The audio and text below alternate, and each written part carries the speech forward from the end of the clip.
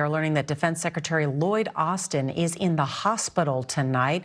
We're told after complications following a recent elective medical procedure. The Pentagon says he is recovering well and he was expected to resume his full duties today.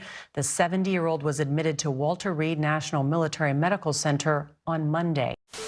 There are new questions tonight about why Defense Secretary Lloyd Austin's hospitalization was kept secret from the public, and as we're learning tonight, secret from the president for several days as well. Sure.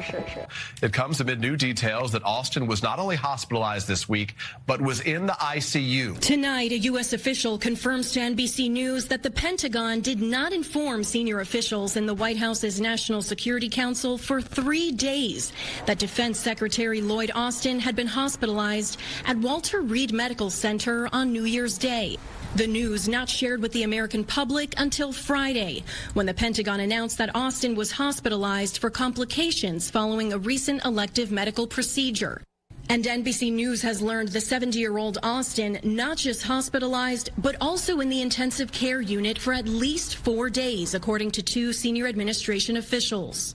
Asked why his stay wasn't disclosed sooner, a Pentagon spokesperson tells NBC News this has been an evolving situation in which we had to consider a number of factors, adding Secretary Austin is recovering well and he resumed his full duties. The Pentagon declining to explain what Austin's procedure was and what complications occurred. The lack of information strongly criticized. When presidents have issues, the other cabinet members have issues, the public is notified. So there's no real justification. It's unacceptable. Last night, Austin issuing a statement acknowledging his lack of transparency, writing, "I recognize I could have done a better job ensuring the public was appropriately informed. I take full responsibility for my decisions about disclosure."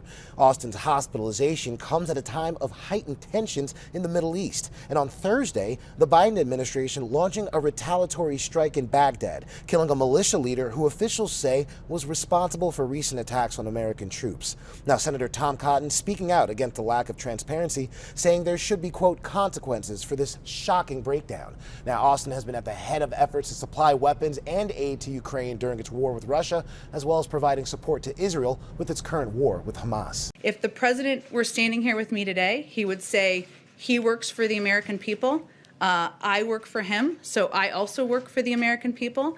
But his objective and his commitment is to bring transparency and truth back to government.